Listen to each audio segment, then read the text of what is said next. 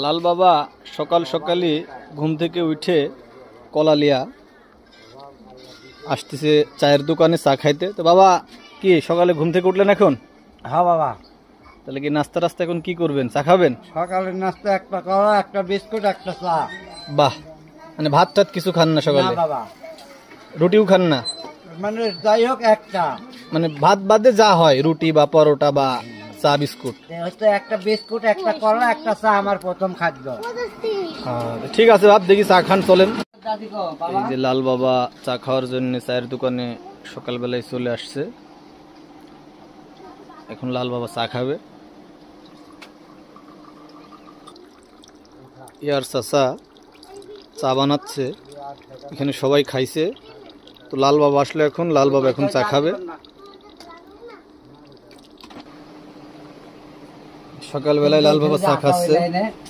1 ঘন্টার মধ্যে 1000 হয়ে যাবে। লাল বাবা আপনি এখন সকালবেলা যে চা খাচ্ছেন, এই চা খাওয়ার পরে কি আপনার নাস্তা শেষ? এই দুপুর সকালকার নাস্তা শেষ, এখন আবার দুপুর 1টা বা 2টার সময় যা হাল্লা মেলা।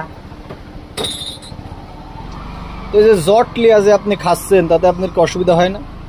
না বাবা, জটি আমার সম্পত্তি বাবা, আর তো বাড়ি ঘর নাই বাবা ভালো মতন, জটি আমার সম্পদ আব্বা। তাই? হ্যাঁ। তো যদি কেউ আপনি ভালোবাসি যদি তার কাছে লিয়া যেতে চায়, আপনি কি চলে যাবেন? যদি কোনো পাগল মুর্শিদ? যেতে পারি, যাব। ঠিক আছে বাপতে, খান, চা খান।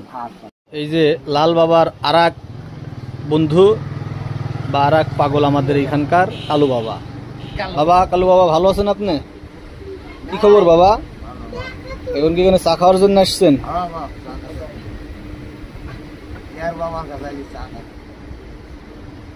মানে এটা হলো ইয়ার বাবা নাকি?